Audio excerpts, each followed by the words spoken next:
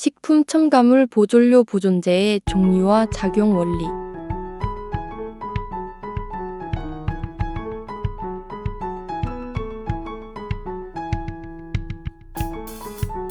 식품 첨가물 중 보존료 보존제란 식품의 신선도를 유지하고 미생물에 의한 부패나 변질을 막아 식중독을 예방하는 역할을 하는 성분입니다. 보존료는 식품의 세균, 곰팡이, 효모 등의 미생물 증식을 억제함으로써 부패 방지, 신선도 유지, 식중독 예방의 기능을 합니다. 보존료는 미생물을 직접 죽이는 살균제와는 조금 다릅니다. 대부분의 보존료는 미생물의 세포막을 통과해 대사 과정을 방해하거나 효소 활동을 억제하여 더 이상 자라지 못하게 만드는 정균 작용을 합니다. 식품 첨가물로서 보존료의 분류는 다음과 같습니다. 크게 유기산계, 에스테르계, 무기염유계가 있습니다. 그 외에도 폴리리신, 리신, 나타마이신, 리소짐과 같은 천연 보존료와 보존료를 2개 이상 혼합하는 등의 보존료 혼합제제가 있습니다. 유기산계에는 대표적으로 소부산, 안식향산, 프로피온산 등이 있으며 이것의 염류 즉 소부산칼륨과 같은 칼륨, 칼슘, 나트륨염이 있습니다. 그 외에도 데히드로초산나트륨이 있습니다. 에스테르계에는 파라옥시안 식향산 메틸, 파라옥시안 식향산 에틸과 같은 파라벨류가 있습니다. 무기염류계에는 아질산 나트륨, 아황산 나트륨, 메타중화 황산칼륨 등이 있습니다. 유기산과 그 염류는 식품의 부패를 방지하고 신선도를 유지하는 데 가장 보편적으로 사용되는 천연 혹은 합성 보존제입니다. 가장 대표적인 유기산은 젖산, 구연산, 아세트산 등으로서 전통적인 보존료이기도 합니다. 이들은 염산, 황산과 같은 무기산과는 달리 약한 산입니다. 무기산인 염산과 황산은 미생물을 직접 사멸시킬 수 있지만 독성 등의 안정성 문제가 있으며 사용하더라도 최종 식품에서는 제거되어야 하고 이들 무기산은 물속에서 완전 이온화됨으로 이온은 전하를 띠고 있어 비극성 성분인 미생물의 세포막 지질 이중증을 통과하기가 매우 어렵습니다. 무기산은 단순히 pH만 낮출 뿐 미생물 내부로 침투하여 타격을 주지는 못합니다. 유기산의 핵심 기능은 미생물의 생육 억제에 있으며 그 원리는 화학적 상태에 따른 세포막 투과력에 달려 있습니다.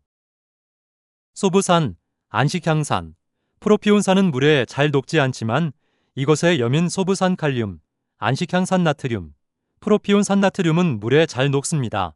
그 중에서 소부산과 소부산칼륨의 예를 들면 소부산과 같은 유기산은 식품에 직접 첨가 혹은 혼합하는 방식에 사용하며 만약 물에 녹아야 한다면 소부산칼륨을 사용해야 합니다. 소부산은 미생물의 세포막에 직접 확산되어 뚫고 들어갈 수 있습니다. 그러나 소부산칼륨은 물에 녹으면 소부산음이온과 칼륨양이온으로 이온화됩니다. 이러한 이온화된 상태는 세포막을 뚫고 들어갈 수 없으므로 수용액이 산성 상태여야 합니다. 즉, 소부산칼륨은 산성보존제로서 산성조건에서만 효력이 있습니다. 산성조건에서는 소부산칼륨은 이온화되면서 주변의 수소양이온과 결합하면서 다시 소부산이 됩니다. 소부산은 세포막을 뚫고 들어갈 수 있는 형태입니다. 소부산은 특유의 탄화수소 사슬 덕분에 지용성 친유성을 띱니다. 재미있게도 물에 녹여야 할 때는 소부산칼륨을 쓰지만 실제 미생물을 죽이는 역할은 다시 소부산이 수행한다는 것입니다. 에스테르계에는 파라옥시안 식향산 메틸, 파라옥시안 식향산 에틸과 같은 파라벨류가 있습니다. 파라벤은 파라옥시안 식향산이라는 기본 골격에 에스테르 결합을 하여 만들어진 화합물입니다. 벤젠 고리의 4번 탄소 위치, 파라 위치에 수산기가 결합되어 있습니다. 또한 벤젠 고리의 1번 탄소 위치에 에스테르 결합이 형성되어 있습니다. 파라벤은 탄소 사슬이 길어질수록 즉 메틸에서 에틸에서 프로필에서 부틸로 갈수록 물에는 잘 안 녹지만 항균력은 더욱더 강해지는 특성을 가지고 있습니다. 유기산계 보존료가 주로 산성식품에서만 힘을 발휘하는 것과 달리 파라벨류는 훨씬 더 넓은 pH 범위에서 강력한 방어력을 보여줍니다. 에스테르 구조 덕분에 미생물의 세포막 기질층에 매우 잘 녹아들어갑니다. 세포막의 단백질을 변성시키고 수송체계를 마비시켜 미생물을 무력화합니다. 또한 항균력이 매우 강해서 다른 보존료보다 훨씬 적은 양으로도 충분한 보존 효과를 볼 수 있습니다. 식품에서는 주로 미생물 오염에 취약하면서도 중성에 가까운 제품들에 쓰입니다. 예를 들면 간장, 소스류, 식초, 잼류, 과일 주스, 화장품에서 샴푸, 의약품에서 연고 등의 보존료로 사용됩니다. 파라벤은 효율이 워낙 좋아서 널리 쓰이지만 최근에는 체내 흡수 및 환경 호르몬 논란으로 인해 사용 기준이 매우 엄격해지는 추세입니다. 무기압류 보존료는 탄소 골격을 가진 유기산계와 달리 금속 양이온과 무기 음이온이 결합한 형태입니다. 이들은 단순히 미생물을 억제하는 것을 넘어 산화 방지, 발색, 갈변 방지, 표백 등의 다양한 화학적 반응을 통해 식품의 품질을 보존합니다. 아질산나트륨은 주로 햄, 소시지 등 육가공품에 사용되며 보존 기능과 발색 효과를 동시에 수행합니다. 아황산계인 아황산나트륨, 메타중화 황산칼륨은 물에 녹으면 아황산이나 이산화황을 발생시키며 작용합니다. 다음은 유기산계, 에스테르계, 무기염류계의 보존료로서 정균 작용의 원리입니다. 유기산과 그 염류는 적당한 길이의 탄화수소 꼬리를 가지고 있습니다. 유기산염은 산성 조건에서 유기산 형태가 되어 미생물의 지질막인 세포막을 뚫고 들어갑니다. 유기산이 세포막으로 들어가면 그 내부는 중성 상태나 약알칼리성 상태이므로 다시 이온화됩니다. 유기산이 이온화됨으로 세포 내부는 수소양 이온이 증가하며 pH가 낮아지면서 산성화됩니다. 미생물은 산성화된 내부 pH를 다시 중성으로 되돌리기 위해 필사적으로 노력합니다. 세포막에 있는 양성자 펌프를 풀가동하여 유입된 수소이온을 세포 밖으로 퍼내기 시작합니다. 이 펌프를 돌리는데 막대한 양의 ATP 에너지가 소모됩니다. 미생물은 증식이나 성장에 써야 할 에너지를 오로지 pH 조절에만 다 써버리게 되어 결국 굶어 죽거나 증식이 멈추는 정균 상태에 빠집니다. 수소이온뿐만 아니라 함께 분리된 유기산 음이온 자체도 문제를 일으킵니다. 세포 내부의 음이온 농도가 높아지면 삼투압 평형이 깨져서 세포가 변형됩니다. 또한 특정 유기산 음이온은 미생물의 핵심 대사 경로인 구연산 회로에 관여하는 효소와 직접 결합하여 그 기능을 차단시켜버립니다. 에스테르계 보존료인 파라벤류는 유기산계와는 다른 메커니즘으로 미생물을 공격합니다. 유기산계가 세포 내부의 pH를 산성화시키는 작용을 한다면 에스테르계는 세포의 경계면인 세포막 자체를 무너뜨리는 물리적 침투를 가합니다. 파라벤 구조의 핵심은 벤젠 고리와 탄화수소 사슬인 알킬기입니다. 알킬기는 기름과 친한 친유성 성질을 가집니다.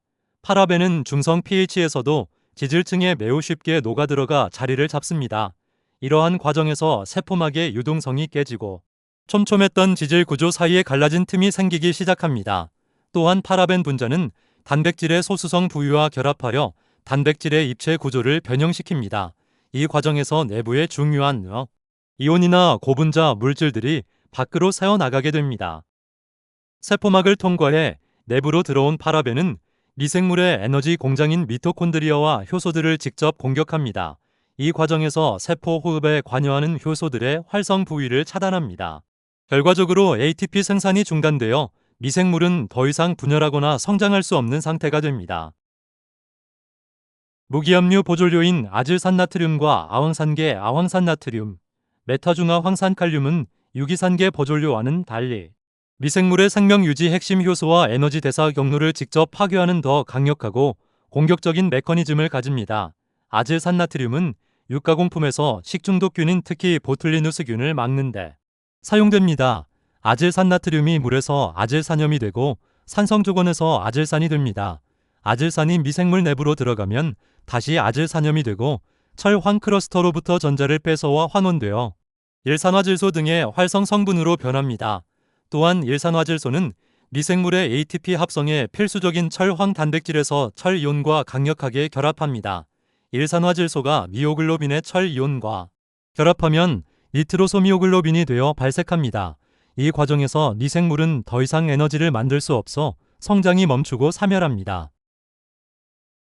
아황산계는 물에 녹으면 아황산이나 이산화황을 발생시키며 작용합니다. 미생물의 생존에 필수적인 효소 단백질에는 황화수소기가 있습니다. 아황산 음이온 성분은 ESH기와 결합하여 SSO3- 구조가 되면서 효소의 입체 구조를 변형시킵니다. 결국 효소가 제 기능을 못하게 되어 미생물의 생화학 반응이 정지됩니다. 또한 아황산음이온은 미생물의 유전 정보인 DNA나 RNA의 염기 즉 사이토신 등의 구조를 변형시키거나 비타민 B1, 티아민과 같은 필수 보조 요소를 파괴하여 미생물을 사멸시킵니다. 이러한 아황산음이온은 세포막에 직접적인 투과가 어렵지만 유리 이산화황 분자는 미생물의 세포막을 직접 통과하여 내부 구조를 붕괴시킵니다. 이처럼 가장 공격적인 형태는 이러한 이산화황 분자입니다. 이산화황이 많으려면 산성 조건이어야 합니다. pH가 낮을수록 아황산음이온이 수소이온과 결합하여 물과 이산화황으로 전환되므로 아황산음이온이 이산화황으로 더 많이 변하기 때문에 산성 식품인 와인, 주스 등에서는 아황산계 보존료의 살균력이 수십 배 더 강력해집니다.